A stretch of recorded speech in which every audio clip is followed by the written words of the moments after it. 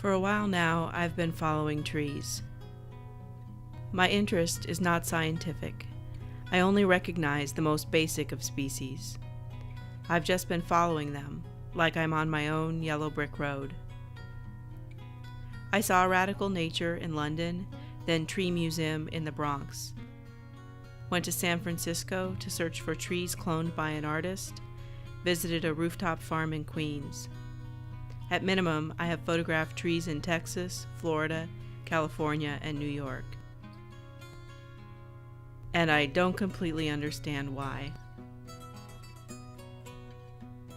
Last spring, they cut down an enormous tree in my neighborhood.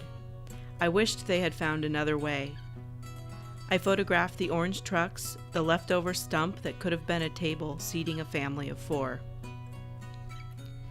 Maybe my interest started when I saw 5 trees hanging upside down in the courtyard of the Massachusetts Museum of Contemporary Art.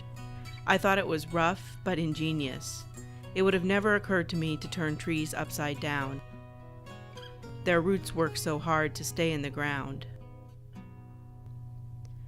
When I was 9, an enormous branch from our neighbor's oak was hit by lightning. I got up to go to my parents' room and saw the tree had broken through the window of our upstairs landing. There was a tree inside our house. In the morning, we inspected the fallen branch. We played on it for days until it was sawed into pieces and taken away. I can remember the smell of the leaves and the texture of the trunk. Afterwards, they chained together the 2 remaining branches, which were small tree trunks themselves.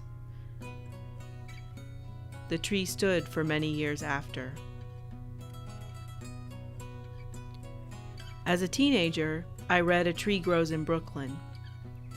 Even in rural Iowa, I identified with Franny, who borrowed a stack of books from the library and sat with them on her fire escape under a tree.